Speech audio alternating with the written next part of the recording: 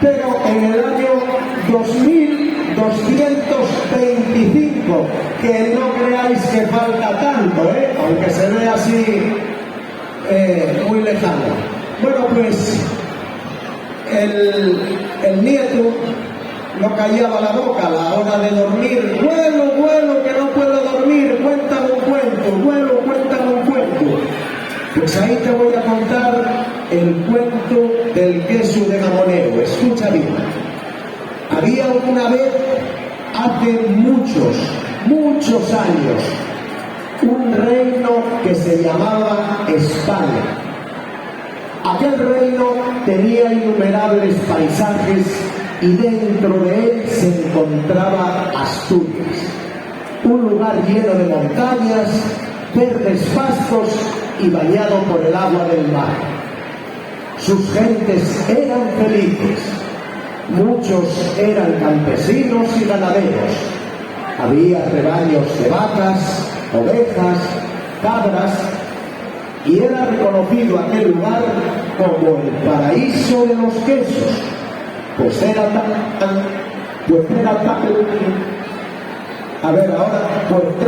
cantidad y variedad que en ningún lugar del mundo se elaboraban tantos y tan diferentes manjares derivados de la leche. Pero entre todos ellos destacaba uno por su color, sabor y aroma. Era el queso de Gamoneo. Este se elaboraba con la leche de vacas, ovejas y cabras que pastaban en los verdes prados que los pastores cuidaban y mantenían limpios muy cerca del sagrado lugar que se llama Tomador.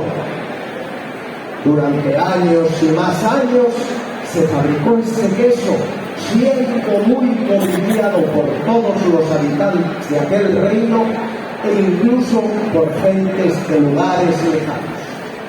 ¡Abuelo! ¿Ahora ya no se hace ese queso?, preguntó el nieto. No, ya no. ¿Y por qué? Escucha bien. Una noche que las ovejas y cabras estaban pastando, bajó un lobo con ganas de matar a algunas. Mató 6. Las demás huyeron despavoridas. Algunas se despeñaron y también murieron. El perro pastor que las cuidaba murió en la lucha con el lobo. Al día siguiente, cuando el pastor vio aquello, rompió a llorar y así se pasó todo el día, a la vez que acariciaba las ovejas que quedaban e intentaba tranquilizarlas. Otros pastores también empezaron a sufrir ataques de los lobos.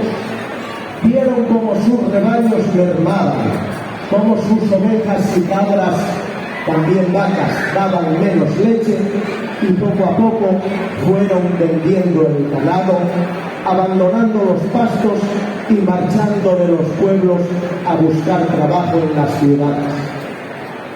Los verdes pastos se fueron convirtiendo en matorrales, las cabañas quedaron cubiertas por la maleza y los pueblos poco a poco se fueron quedando sin habitantes. Solo los más viejos se aferraban a su lugar de nacimiento y al de sus antepasados y no querían marcharse de allí. Ya muy pocos rebaños quedaban, muy pocos pastores. Algunos creían que los gobernantes de aquel lugar llegarían a buscar una solución para aquel problema.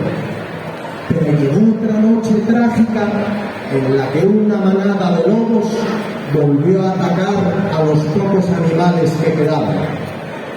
Mataron a los perros, mordieron todas las ovejas y mataron a muchas, e incluso mordieron al pastor en una pierna que milagrosamente se pudo arrastrar hasta la cabaña y refugiarse allí.